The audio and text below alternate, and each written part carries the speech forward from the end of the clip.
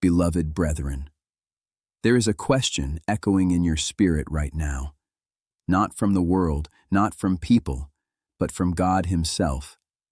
Do you trust me? Not when everything is going right, not when the blessings are obvious, but right here, right now, in this very moment. When things stop making sense, it often feels like the ground beneath your feet is shifting. The plans you carefully built begin to crumble, and the direction you were so sure about suddenly disappears. What once felt clear now feels confusing, even chaotic. You start asking questions you never thought you would ask. Why is this happening? Where did I go wrong? Why would God allow this? In these moments, your faith is not just tested, it is stretched beyond comfort, beyond logic, into a place where only trust can sustain you. There is a deep discomfort in not understanding. As human beings, we crave clarity, control, and predictability. We want to see the full picture before we take the next step. But when things stop making sense, it feels like God has taken away the map and is asking you to walk anyway. This is where fear tries to take over, whispering that you are lost, abandoned, or forgotten. But the truth is, just because you don't understand the path doesn't mean God has lost direction. Sometimes God allows confusion to break your dependence on your own understanding. You may have been relying on your plans, your timing, your expectations, and now all of that is being shaken. Not to destroy you, but to realign you. Because as long as everything makes sense to you, it's easy to depend on yourself. But when nothing makes sense anymore, you are drawn back to the only one who truly knows the way. In these seasons, silence can feel louder than noise. You pray, but the answers don't come the way you expected. You seek direction, but heaven feels quiet. It can feel like you're walking through a fog, unable to see what's ahead. But even in that silence, God is not absent. He is working beneath the surface in ways that your eyes cannot yet perceive. What feels like stillness is often divine preparation. Think about the moments in Scripture where God's people faced situations that made no sense. Standing at the edge of the Red Sea with no escape, marching around Jericho instead of fighting, or stepping into unknown lands with no guarantees. None of it made logical sense, but every step required trust. And every time, God showed up in ways that were greater than human understanding. When things stop making sense, it is often because God is doing something that goes beyond your current perspective. You are seeing a small piece, but He is working on the entire picture. What feels like a setback may actually be a setup. What looks like a closed door may be protection, and what seems like a delay may be perfect timing that you will only understand later. This is also the moment where your faith becomes real. Not just words you say when things are good, but a deep, rooted belief that holds on even when everything around you is uncertain. It's easy to trust when you can see the outcome, but true faith says, even if I don't understand, I will still believe. Even if I don't see it, I know God is working. That kind of trust transforms you from the inside out. So when things stop making sense, don't panic, pause. Don't run away, draw closer. Because this confusion is not the end of your story. It is a turning point, a sacred space where God is inviting you to trust Him at a deeper level than ever before. One day, what feels confusing now will become clear. But until then, hold on to this truth. Even when life doesn't make sense, God always does. When you're forced to wait, it can feel like one of the hardest seasons of your life. Waiting is not just about time passing. It's about living in the tension between what you hoped for and what hasn't happened yet. You've prayed, you've believed, you've done everything you thought was right. And still, nothing moves. The silence stretches, the days feel longer, and your heart begins to wrestle with questions you can't easily answer. There is something deeply uncomfortable about waiting because it strips away your sense of control. You can't force the outcome, you can't speed up the process, and you can't predict when things will change. You're left in a place where your only option is to trust, and that's not easy when everything in you wants to act, fix, or move forward. Waiting feels like being stuck, like life is happening around you while you remain in the same place. But waiting is not the same as being forgotten. Just because you don't see movement doesn't mean God is inactive. In fact, some of the most powerful work God does happens in seasons where nothing seems to be happening at all. Beneath the surface, He is aligning things, preparing hearts, shifting circumstances, and building something that is not yet visible to you. The truth is, waiting often feels like silence from God. You pray, but the answer doesn't come. You seek direction, but clarity doesn't arrive. And in that silence, doubt tries to creep in. It whispers that maybe God isn't listening, maybe He doesn't care, or maybe the promise was never meant for you. But silence is not absence. It is often a space where God is inviting you to trust Him more deeply. Waiting also exposes what's in your heart. It reveals your fears, your insecurities, your impatience, and even your hidden expectations. It shows you how much you've tied your peace to outcomes instead of to God Himself. And while that can be uncomfortable, it is also transformative. Because in that exposure, God begins to refine you, strengthen you, and draw you closer to Him. There is a purpose in the delay, even if you can't see it yet. God's timing is not random. It is intentional. What feels late to you is often perfectly on time in His plan. If things came too early, you might not be ready. If doors opened too soon, you might walk into something you're not prepared to handle. So the waiting is not punishment. It is preparation. Think about how many times in Scripture people had to wait. Promises were given, but fulfillment didn't come immediately. There were years of uncertainty, moments of doubt, and long stretches where nothing made sense. Yet, in every case, the waiting was part of the process. It wasn't wasted time. It was necessary time. When you're forced to wait, your faith is stretched in a way that nothing else can stretch it. It's one thing to believe when something is happening. It's another to believe when everything is still. Waiting teaches you to trust God not for what He does, but for who He is. It shifts your focus from outcomes to relationship, from results to reliance.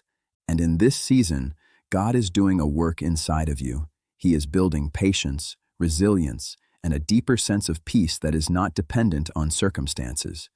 He is teaching you how to stand firm even when you feel uncertain, how to hold on even when you feel weak, and how to trust even when you don't understand. Waiting also teaches surrender. It brings you to a place where you realize that you don't have control, and maybe you were never meant to. It invites you to release your timelines, your expectations, and your need to understand everything. And in that surrender, there is a quiet strength that begins to grow within you. It's important to remember that waiting is not a sign that nothing is happening. It is often a sign that something important is unfolding. Just because you can't see progress doesn't mean progress isn't being made. God is working in ways you cannot measure, in places you cannot see, and in timing you may not yet understand. So if you find yourself in a season where you're forced to wait, don't lose heart. This is not where your story ends. This is a chapter, one that is shaping you, strengthening you, and preparing you for what's ahead. One day, you will look back and realize that the waiting was not empty, it was full of purpose, and in that moment, you will see that God was faithful, even in the silence. When you feel stretched beyond your strength, it can feel like you've reached a breaking point. The weight you're carrying doesn't feel temporary anymore. It feels constant, pressing down on your heart, your mind, your spirit. You wake up tired, not just physically, but emotionally, and even when you try to rest, there's something inside you that won't quiet down. It's as if life is asking more from you than you have to give. In these moments, you begin to realize that your own strength is not enough. The things that once felt manageable now feel overwhelming. Tasks that used to be simple now feel heavy. Even small challenges seem bigger than they should be, and you find yourself asking, why does this feel so hard? Why can't I handle this? It's a humbling place to be, where your limits are no longer hidden, but fully exposed. There's a quiet fear that comes with feeling stretched. It whispers that you might not make it through, that you might fall apart, that you might fail under the pressure. You try to hold everything together, to stay strong for others, to keep moving forward. But inside, you feel like you're barely holding on, and that inner tension begins to wear on you. But what if this stretching is not meant to break you, but to grow you? Because nothing expands without pressure. Muscles don't grow without resistance. Faith doesn't deepen without challenge. And sometimes God allows you to be stretched beyond your comfort so you can step into a strength that you didn't even know you had. Not your strength, but His strength working through you. When you are stretched beyond your strength, you are being invited into dependence. Not the kind that feels weak, but the kind that is rooted in trust.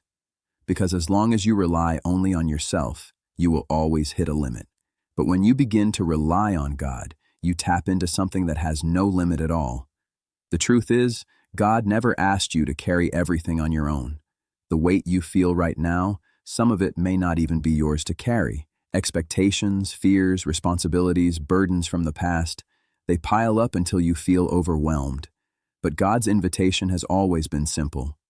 Come to me, and I will give you rest. And yet, letting go is not easy, especially when you've been strong for so long, especially when people depend on you, especially when you feel like everything will fall apart if you stop holding it together. So you keep pushing, keep striving, keep carrying, until your soul begins to cry out for relief. There is a breaking point that leads to surrender. And surrender is not failure, it is trust in its purest form. It is the moment you say, God, I can't do this on my own anymore. And instead of seeing that as weakness, heaven sees it as faith, because now you are making room for God to step in. When you are stretched, your character is being shaped, patience is being formed, endurance is being built, and a deeper kind of faith is taking root inside of you. Not a surface-level belief, but a steady, unshakable trust that holds on even when everything feels uncertain.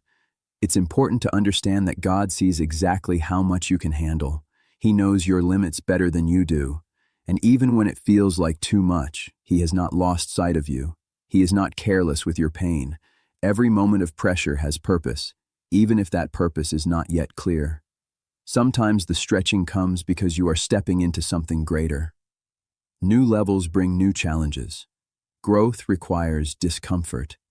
And the version of you that is stepping into your future must be stronger, deeper, and more anchored than the version you are leaving behind. Other times, the stretching is about refining, removing what is unnecessary, letting go of what is holding you back, teaching you to release control and trust more fully. It's not about adding more to your life. It's about transforming what is already there. In these moments, you may feel alone, but you are not. God is closer than you think. He is present in your struggle, present in your exhaustion, present in your silent prayers. Even when you don't feel Him, He is there, holding you in ways you cannot see. And when your strength runs out, that's where His strength begins to show. Not always in dramatic ways, but in quiet endurance, in the ability to get through one more day, in the courage to take one more step, in the peace that doesn't make sense but somehow sustains you. You may not feel strong right now, but you are still standing. And that matters, because strength is not always loud or visible. Sometimes strength is simply refusing to give up. Sometimes it's choosing to believe even when everything feels heavy. There is also grace in this season. Grace for your weakness, grace for your tiredness, grace for the days when you don't have it all together. God is not expecting perfection from you. He is inviting you into relationship with Him right in the middle of your struggle. So instead of fighting the stretching, begin to lean into God within it. Talk to Him honestly. Bring your fears, your exhaustion, your questions. You don't have to pretend to be strong. He already knows where you are, and He meets you there, not with judgment, but with compassion. One day, you will look back and see that this season changed you. It strengthened you in ways comfort never could. It deepened your faith in ways ease never would. And it brought you closer to God in ways you never expected. So if you feel stretched beyond your strength right now, don't lose hope. You are not breaking, you are becoming. And even in this pressure, even in this struggle, God is holding you. and He will carry you through. When God asks you to let go, it often feels like one of the most painful and confusing moments you will ever face. Because letting go is not just about releasing something, it's about releasing something that matters deeply to you. It could be a person, a dream, a plan, or even a version of your life you held on to for so long. And when God asks for it, it doesn't always make sense. In fact, it can feel like everything inside you is resisting that very instruction. There is a natural instinct in us to hold on, to cling to what feels familiar, safe, and meaningful. Even when something is no longer right for us, we still try to keep it because it's comfortable, because it's known, because it's ours.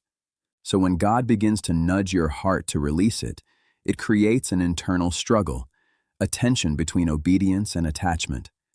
Letting go is difficult because it often feels like loss. It feels like something is being taken away from you, and sometimes you may even question God's goodness in that moment. You may ask, "Why would you give this to me only to ask for it back?" Or, "Why would you allow me to love something so deeply if I wasn't meant to keep it?" These questions are real, and they come from a place of deep emotion. But what feels like loss is not always loss in God's plan. Sometimes it is protection, sometimes it is redirection, and sometimes it is preparation for something greater that you cannot yet see. God's perspective is eternal, while ours is limited to the present moment. So what feels like the end to you may actually be the beginning of something new. When God asks you to let go, it is often because what you're holding on to can no longer carry you into where He is taking you. There are seasons in life, and not everything is meant to go with you into the next one. Some things are only meant for a chapter, not the entire story, and holding on to them beyond their time can actually hinder your growth. There is also a deeper layer to this. Sometimes God is not just asking you to let go of something external, but something internal. Old mindsets, past pain, unforgiveness, fear, control. These things can quietly shape your life without you even realizing it. And until you release them, you cannot fully step into the freedom God has for you. Letting go requires trust. It requires believing that God's plan is better than your own, even when you don't understand it. It requires surrendering your need to control the outcome, and that is not easy, because control gives us a sense of security. But true security is not found in control. It is found in trusting God. There is a moment in letting go where you feel completely vulnerable, like you're stepping into the unknown with empty hands. What once gave you identity, comfort, or direction is no longer there. And in that space, you may feel uncertain, even afraid. But that space is not empty. It is sacred. It is where God begins to do a new work in you. Sometimes we hold on to things because we fear what will happen if we let go. We imagine the worst. We think we will lose everything, that we will be left with nothing. But God never removes something without purpose. He is not trying to harm you. He is trying to lead you into something better, even if that better looks unfamiliar at first. Letting go is also an act of obedience, and obedience is not always comfortable. It doesn't always feel good in the moment, but it positions you in alignment with God's will. And there is peace in that alignment, even if the process feels painful at first. There is a refining that happens in the process of letting go. It strips away what is unnecessary and reveals what truly matters. It shows you where your heart has been anchored, and it invites you to anchor your heart more deeply in God rather than in temporary things. Sometimes what you are holding on to is not wrong, it's just not right for this season, and that can be even harder to accept. Because it means you're not letting go of something bad, you're letting go of something good. But God is not just interested in what is good, He is leading you toward what is best. When you let go, you make room. Room for growth, for healing, for new opportunities, for God to move in ways you couldn't have imagined. But as long as your hands are tightly closed around what you have, it's difficult to receive what God wants to give you next. There is also a timing to letting go, and often, God knows the exact moment when it is necessary. It may not align with your timing, but it aligns perfectly with His, and trusting His timing is part of the journey. You may not feel ready to let go, and that's okay. Many times, readiness doesn't come before obedience. It comes through it. As you take the step, as you release what God is asking you to release, strength begins to grow within you. It's important to remember that letting go does not mean God is taking something away to leave you empty. It means He is making space for something that aligns more closely with His purpose for your life. Something that will bring deeper fulfillment, even if it doesn't look the way you expected. There will be moments when you feel the urge to go back, to pick up what you released, to return to what was familiar. That's part of the process. But growth happens when you resist that urge and continue moving forward in trust. Letting go can also bring grief, and that grief is valid. It's okay to feel the loss, to acknowledge the pain, to process the emotions. God is not asking you to ignore your feelings. He is inviting you to bring them to Him. In that place of honesty, healing begins. As you open your heart to God, He meets you in your pain. He comforts you, strengthens you, and reminds you that you are not alone in this process. Over time, what once felt impossible to release becomes easier. Not because it stopped mattering, but because your trust in God has grown stronger than your attachment to it. You begin to see things differently. What once felt like loss begins to look like wisdom. What once felt like pain begins to reveal purpose. And what once felt like confusion begins to bring clarity. Letting go is not the end of your story. It is a transition, a shift from one season to another. And transitions are rarely easy, but they are necessary for growth. God sees the bigger picture. He knows where your life is headed. And He knows what needs to stay and what needs to go. Even when you don't understand, you can trust that He does. So if God is asking you to let go of something right now, take a deep breath. You don't have to have all the answers. You don't have to feel ready. You just have to be willing. Because on the other side of obedience, there is peace. On the other side of surrender, there is freedom. And on the other side of letting go, there is a deeper, stronger, more unshakable trust in God that will carry you into everything He has prepared for you. When you have peace without proof, it feels almost unnatural because everything around you is uncertain, unresolved, and incomplete. Yet deep within, there is a quiet calm that you can't fully explain. It doesn't come from logic. It doesn't come from circumstances. It comes from somewhere deeper, somewhere beyond what you can see or understand. This kind of peace doesn't make sense to the human mind. We are used to peace being the result of answers, solutions, and clarity, but this peace exists before any of those things arrive. It shows up in the middle of chaos, in the middle of waiting, in the middle of questions, and that's what makes it so powerful. At first, you might even question it.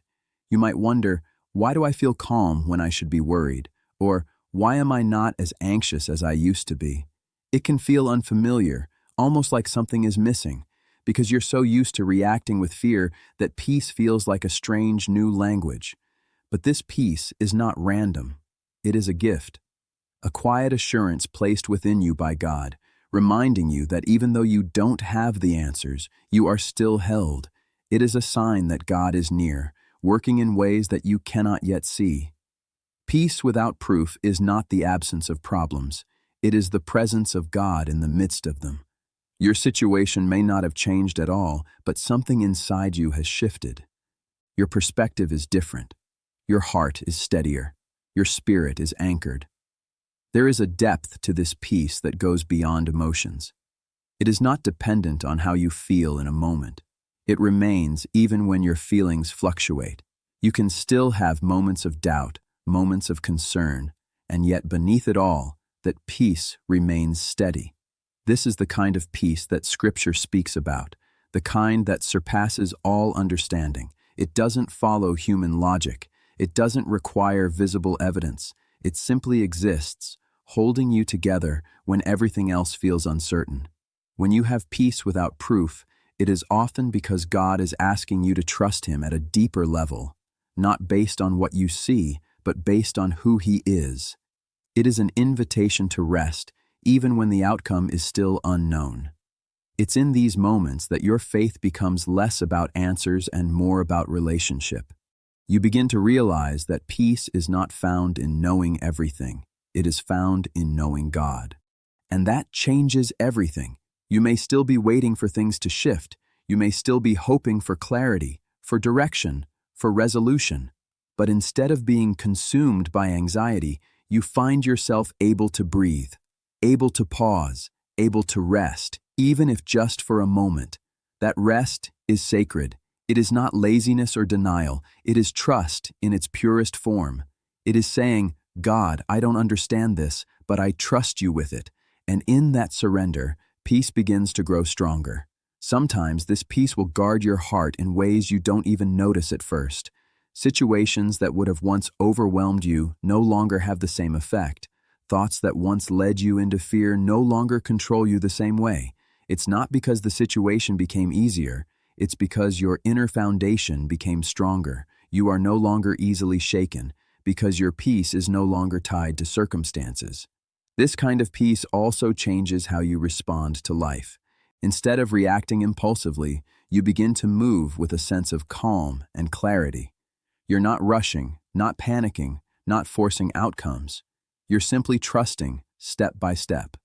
There is a quiet confidence that comes with this peace, not arrogance, not pride, but a deep knowing that somehow, some way, things will be okay. Not because of your control, but because of God's faithfulness. Even when doubts try to creep in, that peace acts like an anchor.